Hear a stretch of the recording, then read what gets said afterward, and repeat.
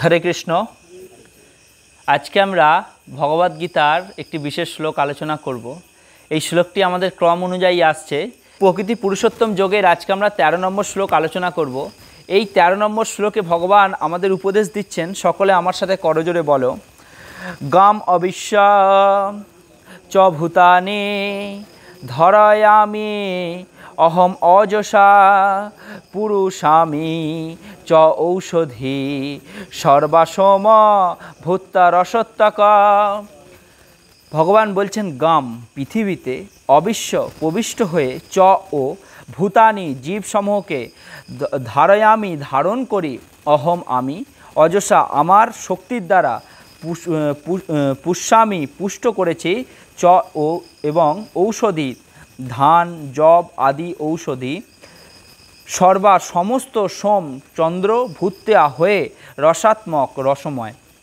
ভগবান বলছেন আমি পৃথিবীতে প্রবিষ্ট হয়ে মানে কি? পৃথিবীতে প্রবেশ করে আমি পৃথিবীতে প্রবিষ্ট হয়ে আমার শক্তির দ্বারা সমস্ত জীবদেহের ধারণ করি, সমস্ত জীবদেহকে আমি ধারণ করি। সমস্ত ভগবান বলছেন আমি পৃথিবীতে প্রবিষ্ট হয়ে প্রবেশ করে আমার শক্তির দ্বারা সমস্ত জীবদের ধারণ করি এবং রসাত্মক চন্দ্র রূপে ধান জব আদি ঔষধি পুষ্টি করছি। রসাত্মক যেটা আমাদের রস যোগায়, শক্তি যোগায়, সেই রকম চন্দ্ররূপে ভগবান চন্দ্ররূপে ধান জব আদি ঔষধি পুষ্টি করছেন ভগবান এই জগতে। বোঝা যাচ্ছে? কারণ আমরা আগের দিনে উল্লেখ করেছিলাম কি চন্দ্রমাকে কি বলা হয়? ঔষধের দেবতা হচ্ছে চন্দ্রমা। কেন? চন্দ্রমা সাক্ষাৎ ওষুধের দেবতা। আমরা যে ওষুধ খাই, এটা এই ওষুধ আসছে কোথা থেকে? চন্দ্রমা থেকে। এখানে বলছেন ভগবান আমরা পৃথিবীতে ভগবান প্রবিষ্ট হয়ে পৃথিবীতে কি করেন? প্রবেশ করে সেখানে সমস্ত জীবকে ধারণ করেন কী রূপে? না রসাত্মক চন্দ্ররূপ ধারণ করে তিনি ধান জব আদি ঔষধ রূপে এই জগৎকে পুষ্ট করছেন, এই জগৎকে চালিত করছেন। তাৎপর্য দিচ্ছেন প্রভুপাদ, ভগবানের শক্তির প্রভাবেই যে সমস্ত গ্রহগুলি মহাশূন্যে ভাসছে তা সহজেই উপলব্ধি করা যায়। ভগবানের শক্তির প্রভাবে গ্রহ ভাসছে না আকাশে, আমরা দেখতে পাচ্ছি মাটি থেকে, পৃথিবী থেকে যখন দেখতে পাচ্ছি আকাশের দিকে, তখন কি অসংখ্য গ্রহ নক্ষত্র সব কিন্তু আকাশে বিদ্যমান আছে, সব কিছু জ্বলছে, কিন্তু কোনো গ্রহ আকাশ থেকে নিচে পড়ে যাচ্ছে না বা কোনো গ্রহ তার স্থান পরিবর্তনও করছে না। কি করে এটা সম্ভব হতে পারে? মানুষের আইনে, মানুষের নিয়মে কত কিছু পরিবর্তন ঘটছে না? যে কারো কাছে যদি কাজ করে, সে তার কাছে কিভাবে কাজ করছে? সে টাকা দিচ্ছে তবে কাজ করছে। আবার কি হচ্ছে? সেই কাজে মালিক যেটা চায় না, লেবার কিন্তু সেটাও করছে না। মালিক চায় না যে লেবার কাজে ফাঁকি মারুক, লেবার ছুটি করুক, কিন্তু লেবার কি করে? ছুটিও করে, কাজে ফাঁকিও মারে।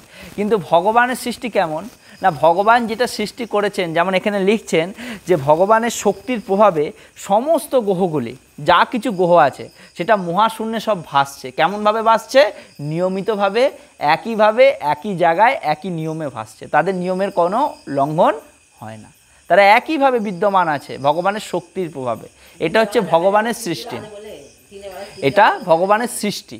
যে সূর্য আছে, চন্দ্র আছে, গ্রহ আছে, নক্ষত্র আছে, সব কিন্তু আকাশে বিদ্যমান এবং ঠিক সময় তারা উদিত হয়, ঠিক সময় তারা অস্ত যায়, ঠিক জায়গায় উদিত হয় এবং ঠিকভাবে তারা এই জগৎকে পরিচালিত করে। এটা সব কিন্তু ভগবানের শক্তির প্রভাব। ওই জন্য কি মানুষের শক্তি দিয়ে, মানুষের বুদ্ধি দিয়ে মানুষ যা কিছু তৈরি করে সেই সব কিছুর কিন্তু পতন হয়, বিনাশ হয়। কিন্তু ভগবান যেটা তৈরি করেন সেটার কখনো আইনের লঙ্ঘন হয় না। যদি সূর্যদেব যেই সময় ওঠে সেই সময় উদিত হবে, সেটা আকাশে মেঘ, ঘন ঘটা মেঘ থাকলেও কিন্তু সূর্যদেব সেই সময়েই উদিত হবেন। এই হচ্ছে ভগবানের নিয়ম। এখানে গীতায় প্রভুপাদ তাৎপর্য দিচ্ছেন ভগবানের শক্তির প্রভাবে সমস্ত গ্রহগুলি, একটা দুটো না, সমস্ত গ্রহগুলি মহাশূন্যে ভাসছে, তা সহজেই আমরা উপলব্ধি করতে পারছি, বুঝতে পারছি। ভগবান প্রতিটি অণুতে, প্রতিটি গ্রহে এবং প্রতিটি জীবে প্রবিষ্ট হন। ভগবান প্রতিটি অণুতে, অণু মানে কি? সূক্ষ্ম জিনিস যেটা আমরা চোখে দেখতে পাই না, ভগবান তার মধ্যেও প্রবেশ করেন। আবার ভগবান প্রতিটি গ্রহে মানে কি? যেটা আমরা দেখতে পাচ্ছি গ্রহ, সেই গ্রহে প্রবেশ করছে ভগবান এবং প্রতিটি জীবে প্রবিষ্ট হন। জীব মানে কি?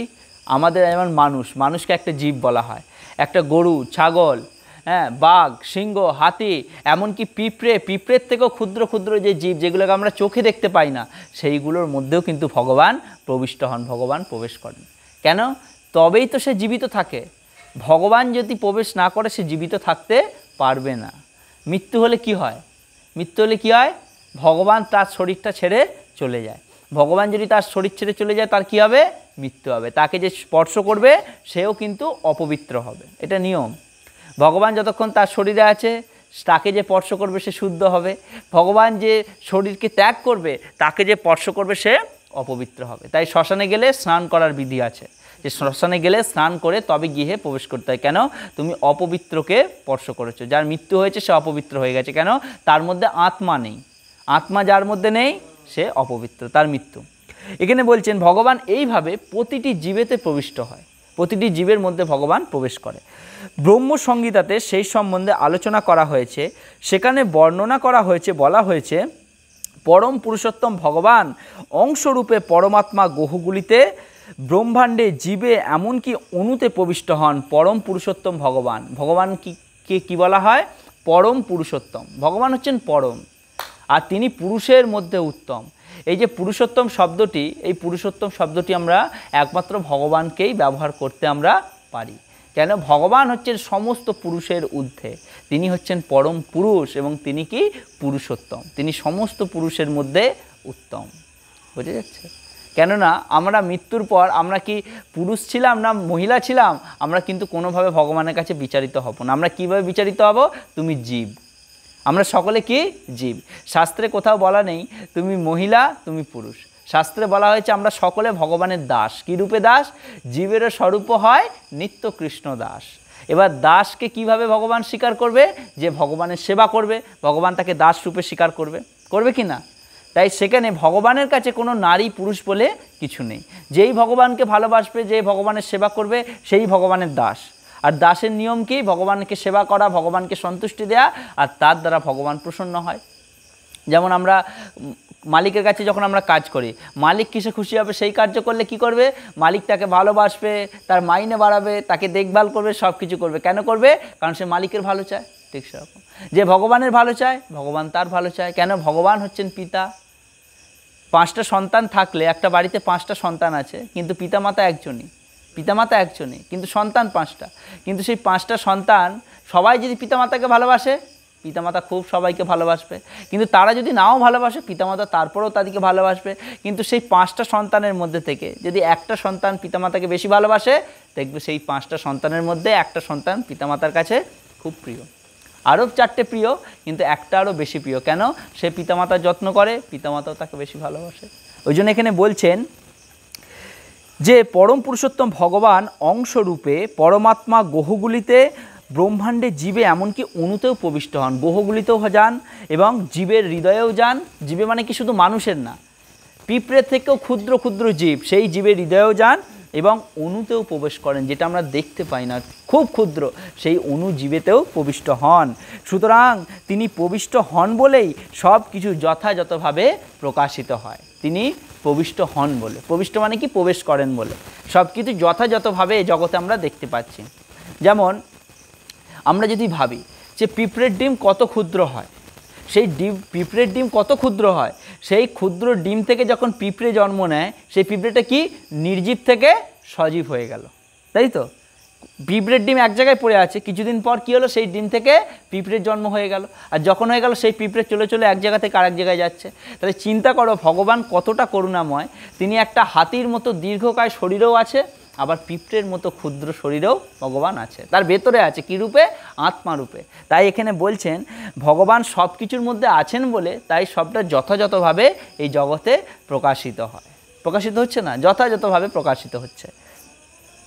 দেহ তখন মানুষ জলে ভেসে থাকতে পারে যখন আত্মা আসে, কিন্তু আত্মা যখন দেহ ছেড়ে চলে যায়, সেই দেহটির যখন মৃত্যু হয় তখন দেহটি ডুবে যায়। দেখবে অনেকে ডুবে গেলে জাল দিয়ে উদ্ধার করা হয়, বিশেষ করে গঙ্গায়, সমুদ্রে যারা মাছ ধরতে যায়, তারা যখন ডুবে যায় সেই দেহ কিন্তু ভাসে খুব পরে, অনেক পরে, হ্যাঁ, কিন্তু সেই দেহ ডুবে রয়ে যায়। সেই দেহকে জালের দ্বারা সেই দেহকে সেখান থেকে বের করে আনা হয়। ওই জন্য এখানে লিখছেন অবশ্য সেটি যখন জলে পড়ে পচে ফেঁপে ফুলে ওঠে তখন তার শুকনো খড়কুটো বা পাতার মতো ভাসতে থাকে।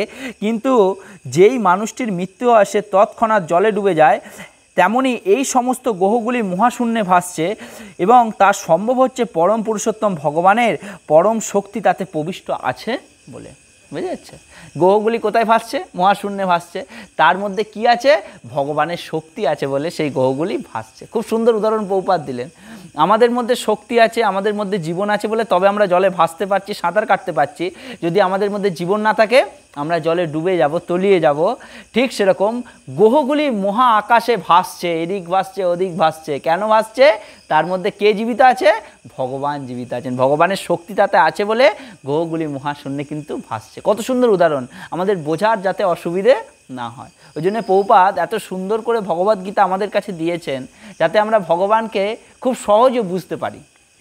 এই শ্লোকটা কত সুন্দরভাবে প্রভুপাদ তাৎপর্য দিচ্ছেন, ভাষ্য দিচ্ছেন। হ্যাঁ, যে আমাদের শরীরে যেমন জীবিত আছে বলে আমরা সাঁতার কাটতে পারছি, জলে ভাসতে পারছি, কিন্তু যার শরীরের জীবন নেই তাকে জলে পড়া মাত্র যেটি মৃত্যু হয়, দেহ আত্মা ছেড়ে চলে যায়, আত্মা দেহকে ছেড়ে চলে যায়, সে কিন্তু ডুবেই রয়ে যাবে, সে কিন্তু ভাসবে না। ভাসবে কখন? যখন তার দেহ পচে গলে নষ্ট হয়ে যাবে, তখন খড়কুটোর মতো সে ভাসবে। ঠিক সেরকম এই জগতের মহাকাশে যে গ্রহগুলি আছে সে সব কিছু ভাসছে। কেন ভাসছে? ভগবান তাতে আছেন বলে। ভগবান শক্তিরূপে সেই গ্রহগুলির মধ্যে আছেন বলে তাই গ্রহগুলি ভাসছে।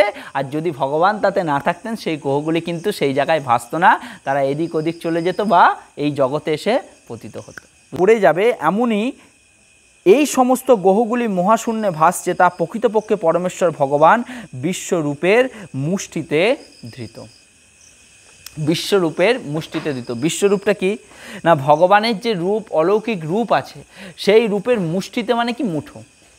যেমন আমরা এক মুঠো যদি বালি নিই, এক মুঠো ধুলো নিই, ধুলো নেওয়ার পরেও কিন্তু সেটা আমাদের পড়তে থাকে, হাত থেকে পড়তে থাকে না, আঙুলের ফাঁক দিয়ে দিয়ে সব পড়তে থাকে। কিন্তু সেই ধুলো যদি আমরা বাতাসে উড়িয়ে দিই তারপরেও কিন্তু সেই ধুলো উড়তে উড়তে আবার মাটিতে পড়ে। ঠিক সেরকম এই জগতে ভগবান প্রত্যেকটা গ্রহগুলিকে কিসের দ্বারা ভাসিয়ে রেখেছেন না, ভগবানের রূপের দ্বারা, বিশ্বরূপের মুষ্টির দ্বারা, মুঠোর দ্বারা এই জগতের সমস্ত গ্রহগুলিকে ভগবান ধারণ করে রেখেছেন। ভগবানের মুঠের মধ্যে সমস্ত গ্রহগুলি ধারিত আছেন। সেই গ্রহগুলি যেমন মুঠো যখন আমরা করি সেটা মাটিতেও রাখি না, আবার ওপরেও রাখি না, মুঠো যেমন করে হাতেই থাকে। ঠিক সেরকম প্রত্যেকটা গ্রহ, ব্রহ্মাণ্ড, নক্ষত্রগুলি ভগবানের মুঠোর মধ্যে আছে, যার জন্যে সেই গ্রহগুলি না পড়ছে নিচে আর না যাচ্ছে এদিক ওদিক সরে। বুঝে গেল?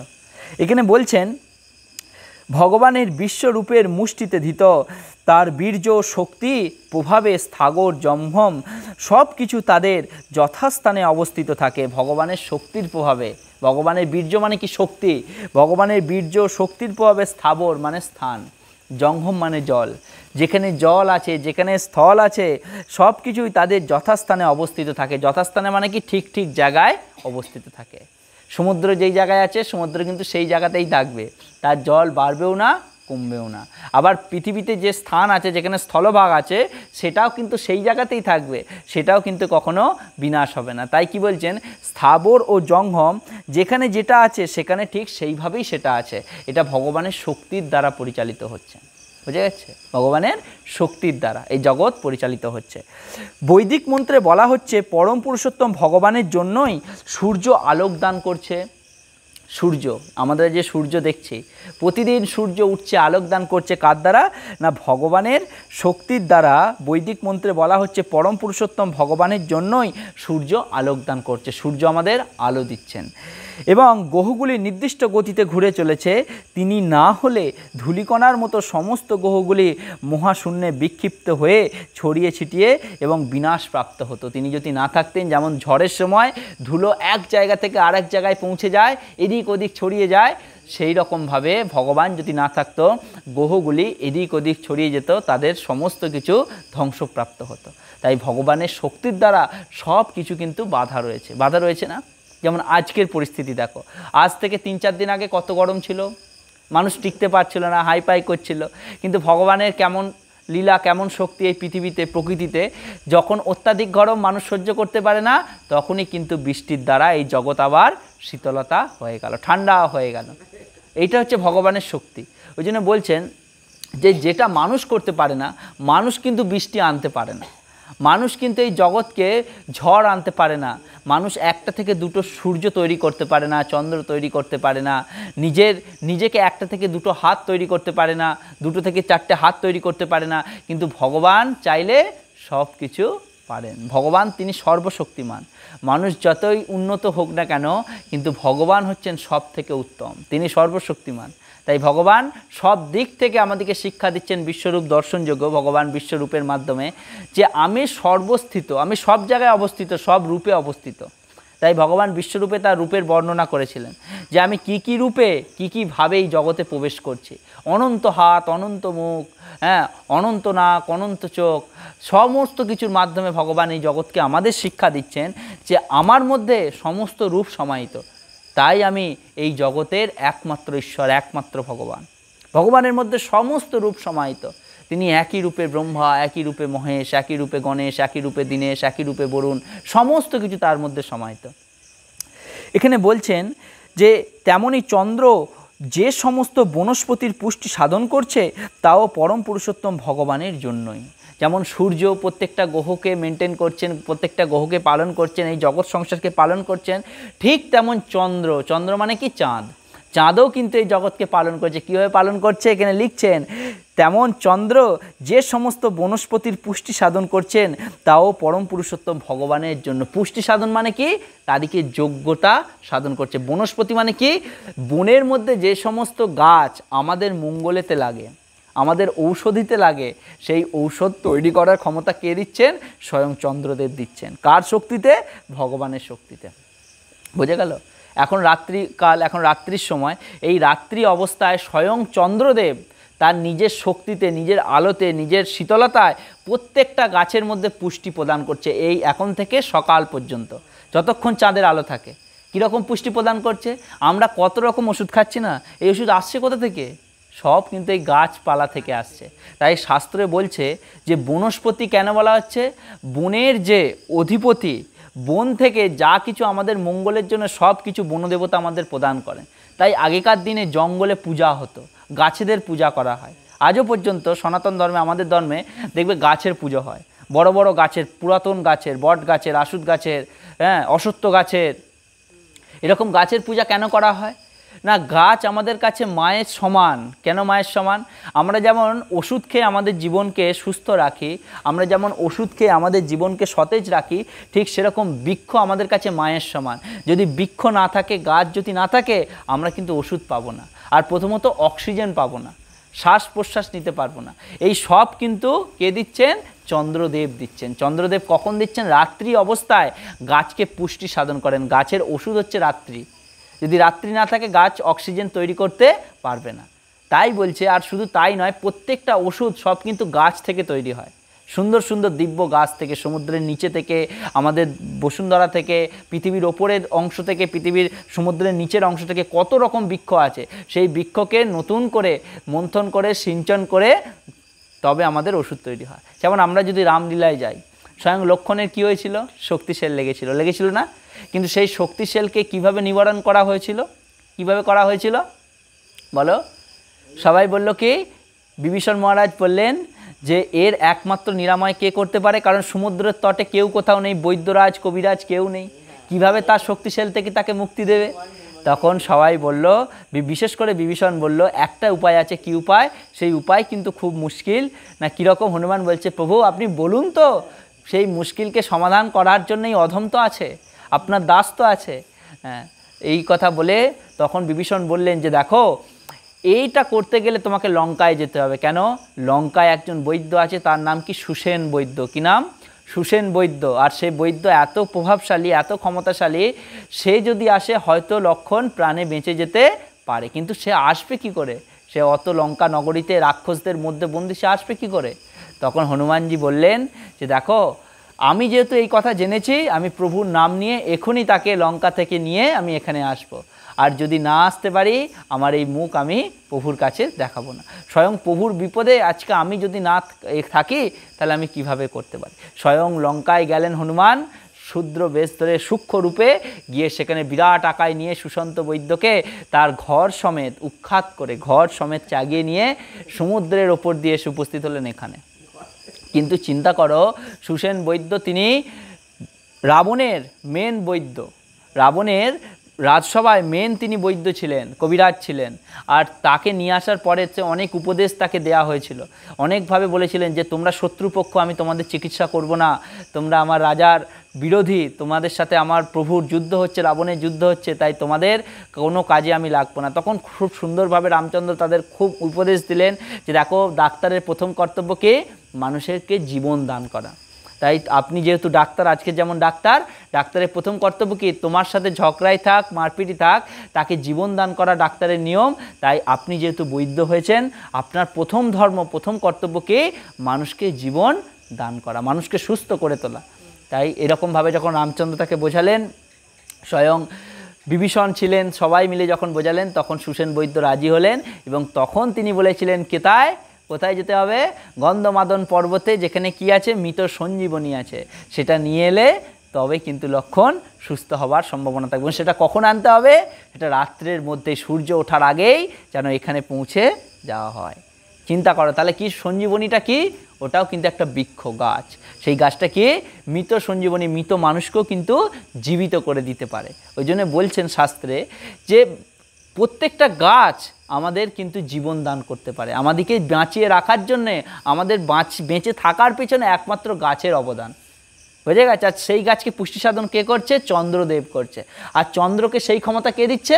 স্বয়ং ভগবান দিচ্ছেন। তাই কৃষ্ণ গীতায় বলছেন যে চন্দ্র যে সমস্ত বনস্পতিগুলির পুষ্টি সাধন করছে, তার পরম পুরুষোত্তম ভগবানের জন্যই। চন্দ্রের প্রভাবের ফলেই বনস্পতিরা সুস্বাদু হয়। সূর্য কিরণ ব্যতীত, এই চন্দ্র কিরণ ব্যতীত বনস্পতিরা না পারে বর্ধিত হতে, না পারে রসালো স্বাদযুক্ত হতে। বোঝা গেল? চন্দ্রের কিরণ যদি না পারে, গাছ বাড়বেও না, আর গাছের সুন্দর সুন্দর ফলও কিন্তু আসবে না, ফুলও আসবে না। বুঝতে পারছো? কেননা সূর্যের যখন প্রবল তেজ বেরোয়, গাছেরা কি সতেজ থাকে না ঝিমিয়ে পড়ে? ঝিমিয়ে পড়ে। কেন? সূর্যের তেজের থেকেও চন্দ্রের স্নিগ্ধ কিরণ, এটা কিন্তু গাছের খুব মঙ্গল। তাই যদি গাছে সূর্যের থেকে চন্দ্রের কিরণ লাগে, চন্দ্রের আলো লাগে, চন্দ্রের শীতলতা লাগে, সেই গাছ কিন্তু সুন্দরভাবে বেড়ে উঠবে এবং তাতে স্বাদযুক্ত রসালো ফল তাতে পরিপক্ক হবে। যেমন আম গাছে শুধু যদি সূর্যের আলোই লাগে, তাহলে কিন্তু আম সুস্বাদু হবে না, তাতে কিন্তু চাঁদের শীতলতা প্রয়োজন। চাঁদের শীতলতা এলে তবে সেই আম কিন্তু রসালো হবে এবং সুস্বাদু হবে। বুঝতে পারছো? এখানে ওই জন্য ভগবান বলছেন, প্রভুপাদ তাৎপর্য দিচ্ছেন তেমনই, চন্দ্রের প্রভাবের ফলে বনস্পতিরা সুস্বাদু হয়।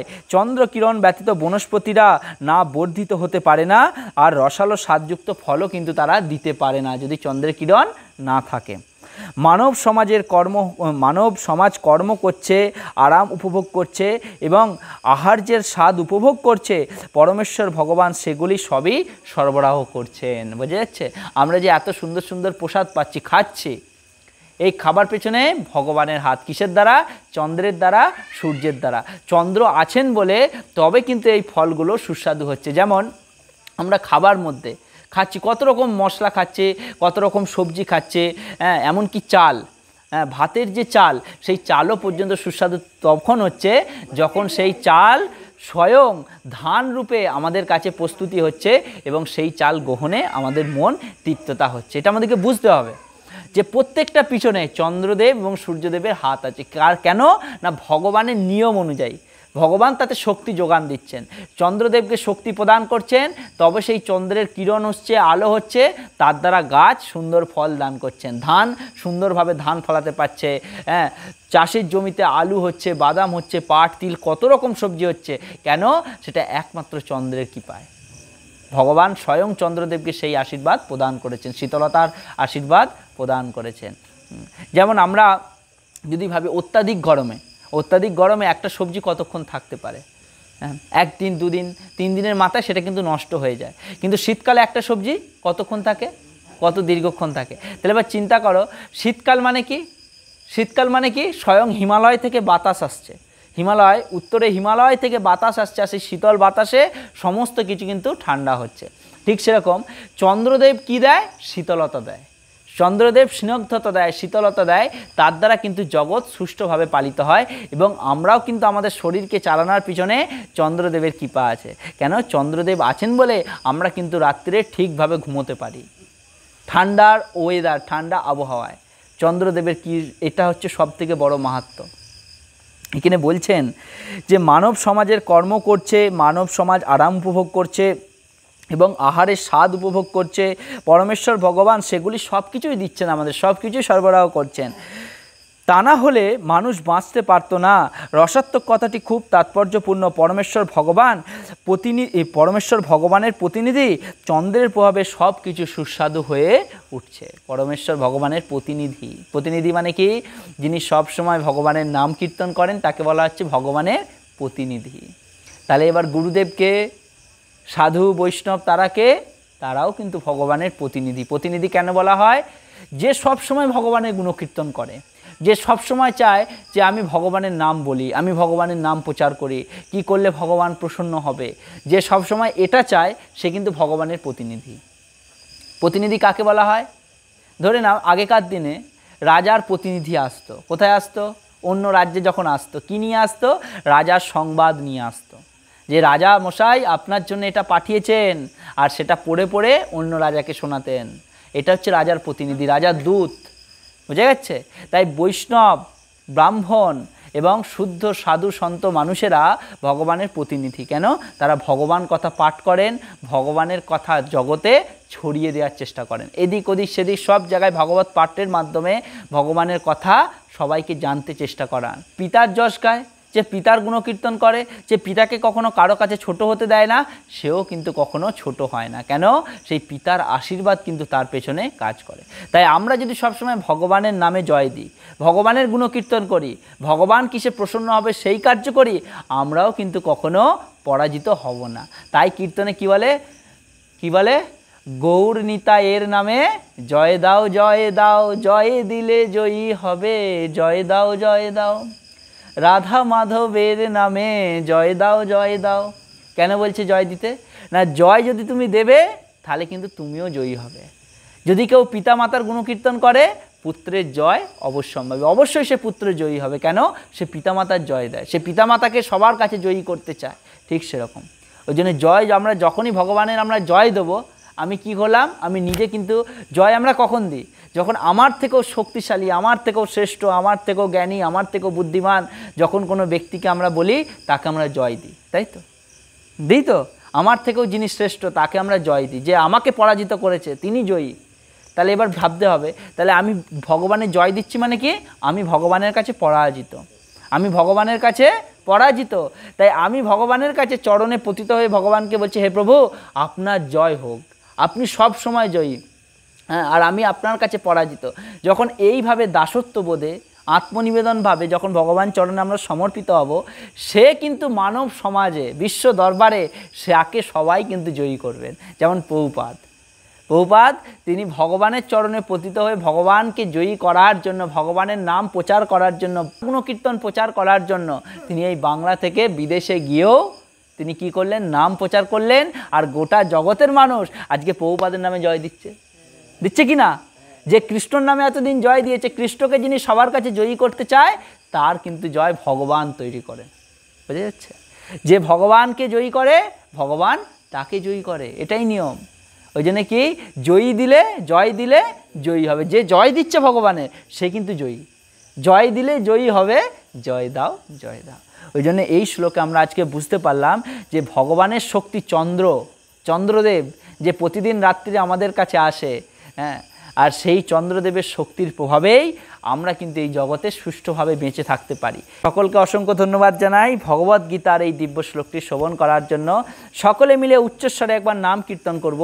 হরে কৃষ্ণ কৃষ্ণ কৃষ্ণ হরে হরে, হরে রাম রাম রাম হরে হরে।